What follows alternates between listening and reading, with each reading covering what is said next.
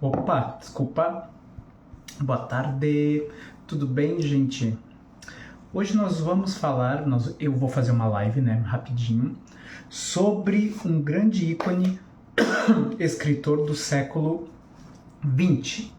Esse mocinho aqui, que eu tenho a caixa dele, do Franz Kafka. Aí eu já tirei os 3 livros sobre os quais eu vou falar, né, rapidamente, e vou ler alguma coisa deles também, né? Ó, são esses livros aqui. Esse, certamente, muita gente já deve ter lido, Metamorfose, do Kafka. Em seguida, O Processo e, por último, O Castelo, né? São 3 obras fundamentais dentro desse escritor de língua alemã e de origem judia. Só para ter uma ideia, né? Ele tem, digamos, uma miscelânea de culturas já dentro da sua própria vida. Portanto, muitos críticos consideram que o Kafka, ele é o quê? Ele é uma pessoa que, viveu no entrelugar, como pensou um intelectual hindu chamado Ramababa. O que é o entre-lugar? A pessoa, ela não se filia a uma cultura. Ele está em um mundo, digamos, cinzento, em que ele não é considerado nem A e nem B. Ou seja, ele não tem uma classificação. Em um mundo que urge pelos rótulos, pela classificação, essas pessoas que estão no entre-lugar, elas são o quê? Elas são sempre párias sociais. O que significa ser um pária social? Um pária é o quê? Aquela pessoa que está à margem dos direitos, né? E não são apenas aqueles direitos, digamos, constitucionais, mas também é direito a uma voz, né? O Kafka, então, né, enquanto ele foi vivo, ele era, digamos, essa espécie de pária, porque ele estava no entre-lugar.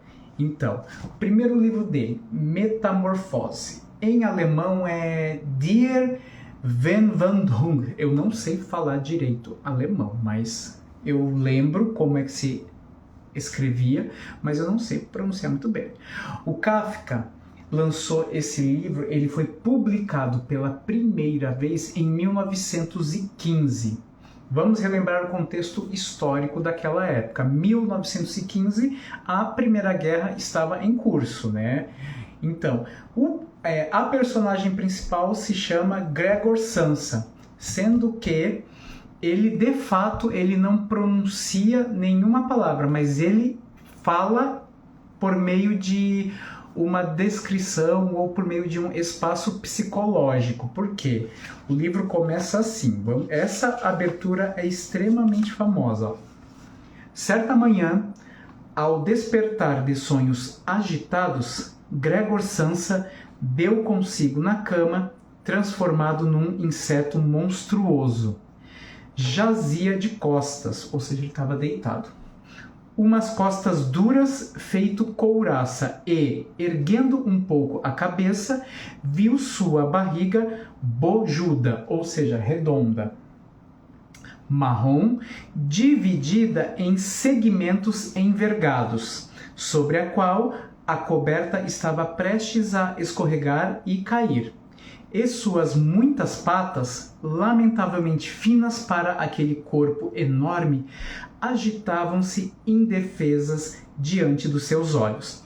Aí já começa assim. Ele fala, mas ele não fala externamente. É tudo, digamos, se passando na mente dele. O que aconteceu comigo? Pensou ele. Não era um sonho.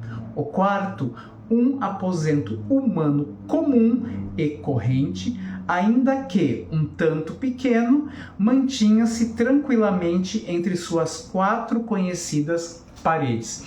Então é o que? Foi algo que aconteceu a uma pessoa medíocre, a uma pessoa mediana. Gregor Samsa, ele tinha um quarto pequeno, um quarto padrão, um quarto normal. E ele acorda e o corpo dele é de uma barata. Vejam só, isso aí é uma metáfora. Por que uma pessoa vira uma barata do nada? O livro em si não traz nenhuma explicação científica, metafísica, espiritual disso, não.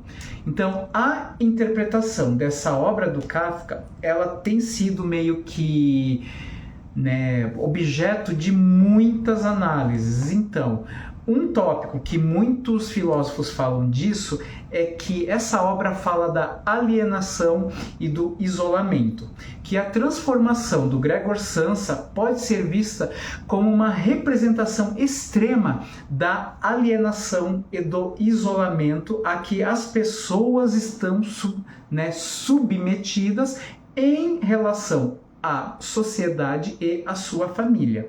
Gregor, que já era distante da sua família por causa da sua profissão, ele era o quê? Ele era caixeiro viajante, mas o salário dele era de suma importância dentro daquela família, que esse livro vai depois, né, colocar isso, vai por isso não assim de uma forma explícita. Quando os familiares dele percebem que ele virou um ser barata, eles meio que têm nojo. Depois eles meio assim que começam a tratá-lo. E aí depois eles pedem que, assim, né, internamente, que ele morra. Por quê? Porque ele não serve mais. Porque ele é uma vergonha para a família. Por quê? À medida que essa história ela vai passando, o Gregor ele vai cada vez mais perdendo a sua natureza humana e ele vai se tornando cada vez mais inseto, né? Então, essa obra fala dessa alienação porque ele já era distante da família. E o fato de ter sido transformado em uma barata, isso aí não alterou, né, significativamente isso, né? Outro tópico que deve ser falado sobre isso é a crítica social e familiar, que Kafka, né, frequentemente explorava isso, temas de opressão. Por quê? Porque ele foi oprimido pelo próprio pai. O Kafka depois eu vou falar assim, né, dessa parte dele pessoal com mais detalhes, né? Então, esse livro, Metamorfose, ele pode ser interpretado como uma crítica à maneira como a sociedade e as famílias valorizam os indivíduos, mais pelo que eles podem oferecer economicamente do que pelo seu valor intrínseco como ser humano, né? Isso aí aconteceu com o Gregor. Em um certo momento, um dos familiares dele joga uma maçã quando ele é uma barata. Aí a maçã meio que se afunda nas costas dele. Aquilo ali fica podre, aquilo ali fica uma coisa decrépita, o Gregor morre. Olha eu dando revelação, dando os famosos spoilers, né? Então, outro tópico sobre o livro Metamorfose é o quê? Identidade e humanidade. Que a história questiona o quê? O que realmente constitui um ser humano. Se é apenas a aparência física ou se são os seus pensamentos, os seus sentimentos, né? Por quê? Porque quando ele sofreu essa transformação, ele manteve, durante boa parte do livro, que consciência de quem ele era e também de todas as pessoas da sua família. E um ponto também, né, nevrálgico nesse livro é que ele flerta com o absurdo. Como é que alguém vai, né, se transformar do dia para a noite em uma barata? Por quê? Porque o mundo estava de ponta cabeça. O mundo não tinha lógica. Por quê? Porque as pessoas estavam se matando supostamente por causa de um assassinato de um príncipe, né, lá em Sarajevo, lá na Bósnia. E aí começou a Primeira Guerra, né, sob essa falsa alegação, mas que era o quê? Que era uma disputa econômica tola. né? Então o Kafka, ele meio que vai fazer o quê? Ele vai, digamos, adiantar alguns dos pressupostos do existencialismo, que tomou forma com dois grandes filósofos, né? Jean-Paul Sartre e Albert Camus. Então, a transformação inexplicável e a subsequente rejeição de Gregor pela sua família e também pela sociedade refletem o quê? O absurdo da existência. As pessoas, elas assim descartam as outras, mesmo que entre elas haja laços de sangue, né? Então, o existencialismo, né, que meio que perpassa essa obra é o que? A busca de um sentido para a vida de uma pessoa que se transformou em uma barata, né? Então, vale muito a pena ler esse livro, gente. Eu acho que esse é o melhor livro dele, porque ele é uma leitura super rápida. Eu li em uma tarde esse livro, tranquilamente, assim, fantástico. Agora, a próxima obra do Kafka é uma obra de maior fôlego. Por quê? Porque flerta com a distopia. Opa, o que é distopia, profe? Nós conhecemos muito a palavra utopia. O que é utopia? Que a sabedoria humana e o progresso, eles vão invariavelmente trazer uma sociedade perfeita, uma sociedade onde tudo é harmônico, tranquilo? A distopia não, é o não lugar, é o lugar, digamos assim, com problemas, né? Principalmente em termos de tecnologia. Já Kafka, nessa obra O Processo, que foi escrita em 1914, mas foi lançada póstumamente em 1925. O protagonista se chama Joseph K. Ponto. Sem um sobrenome. Joseph K. é o que, digamos? É uma metonímia para o cidadão comum, né? Que você pega o singular pelo plural. Né? Para quê? Para que a coisa fique, digamos, mais artística, né? Porque falar de pessoas, gentes, né, povo é o quê? É muito vago. E isso, né, bombardeia qualquer estratégia discursiva, né? Então, Joseph K. é um bancário que é preso e processado por um crime que nem ele sabe, do qual ele nunca ouviu falar. Ao longo desse livro, Joseph K. tenta navegar por um sistema judicial opressivo e labiríntico, meandros de leis, meandros de pessoas e da burocracia. E ele está primeiro buscando entender por que ele foi, né, acusado de XYZ coisas, né? E aí depois ele vai tentar se defender, o que é impossível. A obra então aborda o quê? Temas como a burocracia despersonalizada, ou seja, aquelas pessoas com quem você vai falar, mas elas não querem saber nada de você, né? Elas te atendem em um balcão fechado, né? Hermeticamente fechado, e isso as distancia do seu cliente, né? E a impotência do indivíduo diante de um sistema imenso, opressor e cheio de detalhes, né? E também flerta com o existencialismo, porque análise existencial e a busca infrutífera por justiça não vai dar em nada, infelizmente, né? Aí as trechos assim: K foi informado por telefone que haveria uma pequena averiguação sobre o seu caso no domingo seguinte. Comunicaram-lhe que tais averiguações aconteceriam com regularidade agora, ou seja, ele não sabe qual foi o crime, mas que certamente ele seria o quê? Constantemente vigiado. Isso aí meio que foi o fermento para que houvesse outros livros distópicos nesse sentido de uma sociedade controladora. Alô, George Orwell, em 1984, que foi lançado em 1949. Então, Joseph K., ele vai ser o quê? Vai ser constantemente o quê? Vigiado. Ó. Aí eu dou um pulo agora. K estava tentando prestar atenção ao que o diretor adjunto dizia. Aquilo não era algo sem importância para ele, pois esse convite do diretor adjunto, com quem nunca se entendera muito bem, representava uma tentativa de reconciliação por parte do homem e mostrava o quão importante K havia se tornado para o banco e quão valiosa parecia ser sua amizade ou, no mínimo, sua imparcialidade em relação ao segundo maior funcionário do banco. Né?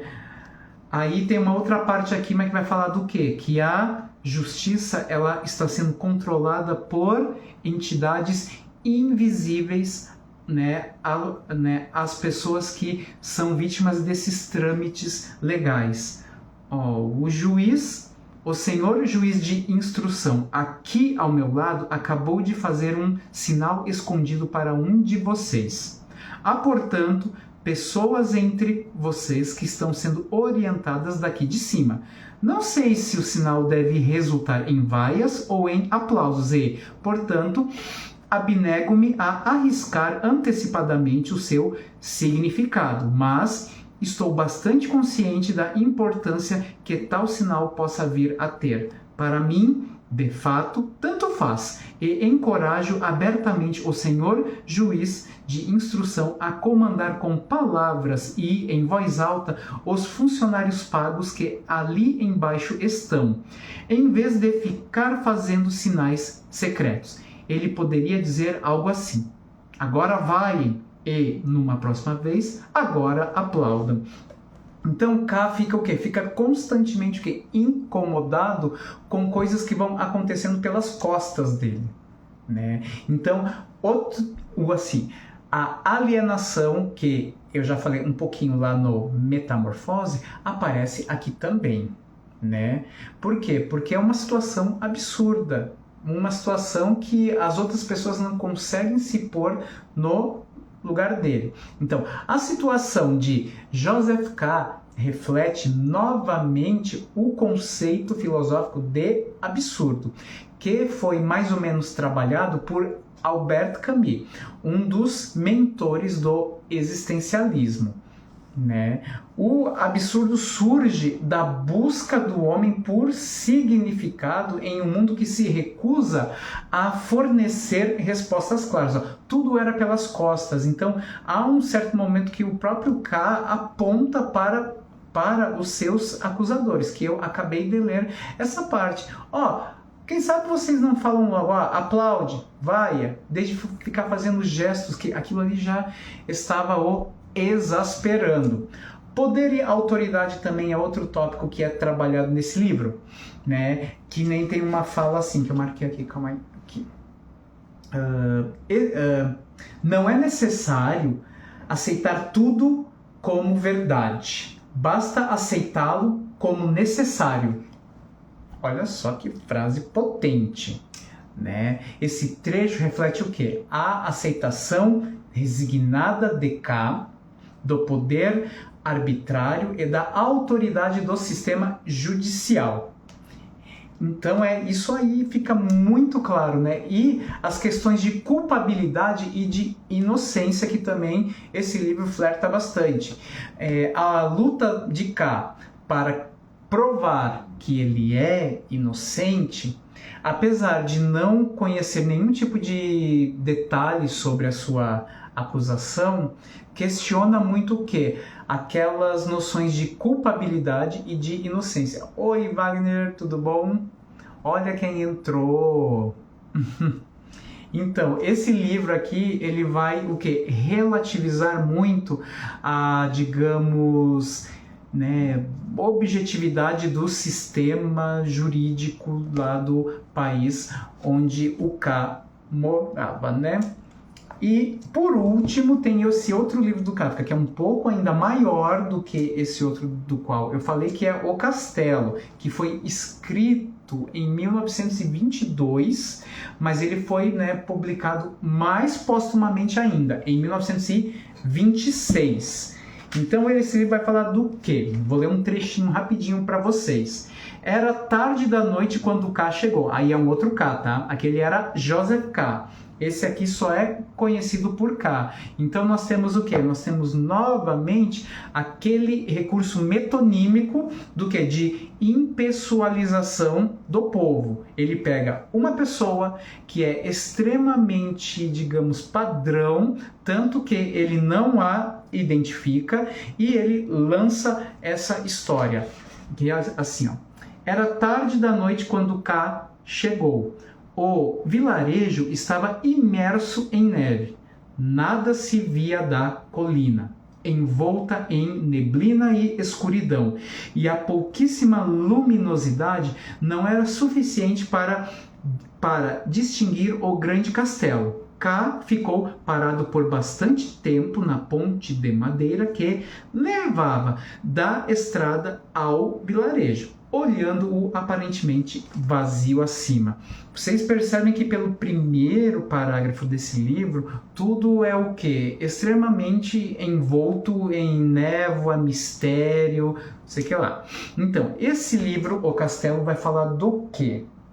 Como todas as obras predecessoras de Kafka mostram o quê? Mostra o absurdo, mostra a alienação e a burocracia. Então, esse romance, ele narra a história de um homem conhecido apenas por K, que chega a uma aldeia. Por quê? Porque ele é um agrimensor, né? Aquela pessoa que tem um cargo até razoável. E esse vilarejo, ele é controlado por um misterioso castelo. E aí o K chega ali e fala: eu vim para cá porque alguém do castelo me chamou. Só que ele tenta de todas as formas o quê? Entrar no castelo. Só que ele não consegue, porque ninguém consegue. E todas as pessoas vendo que ele não tinha esse acesso tão fácil ao castelo, elas começam a questionar o quê? A sua titulação. Será que ele era de fato um agrimensor? Será que foi o castelo mesmo que o chamou? Ou ele é uma pessoa perdida que simplesmente chegou aqui por acaso? Então, os tópicos que esse livro também trabalha. Novamente, a burocracia e a autoridade inalcançável. O castelo, ele age como uma autoridade a qual não se enxerga e também é impossível, né, dialogar com ela. Então, o castelo simboliza o quê? Uma autoridade distante, olha a palavra bonita, inescrutável. O que é algo inescrutável? Algo sobre o qual não se pode ver nenhuma parte, não se pode ver nenhuma característica dele. Cafezinho. Enquanto a aldeia representa o quê? A sociedade que vive sob a sombra do castelo. O castelo está no topo e o vilarejo está lá embaixo, né? Que é impossível vê-la. Então a incessante luta de K para acessar o castelo e a sua fracassada tentativa de comunicação com um dos seus funcionários mostra o quê? Mostra que nós vivemos sob sistemas burocráticos opacos e autoridade inatingível. Outro tópico que ele vai falar. O K encontra-se isolado. O pessoal da vila não quer firmar atividade com ele. Boa tarde, tudo bom?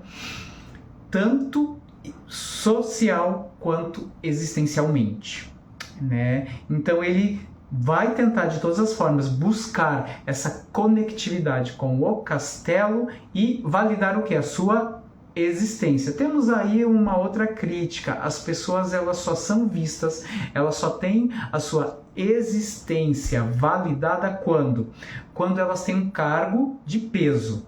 Não tendo nenhuma função social clara, o que acontece? A pessoa, ela simplesmente morre em vida. Ela é, digamos assim, cortada de todos os laços sociais. Esse livro, então, ele vai trazer bastante isso. Outro tópico, a busca por significado e identidade. O Castelo mostra o quê? Uma exploração da busca do indivíduo por um significado, por um sentido. Aí, novamente, Franz Kafka flerta com o quê? Flerta com o existencialismo, que foi, digamos, a corrente filosófica mais proeminente no século XX, que é o quê? Aquilo que mostra que viver é um absurdo e que às vezes nós o quê? Nós vamos tentar buscar sentido para algo que simplesmente não tem sentido.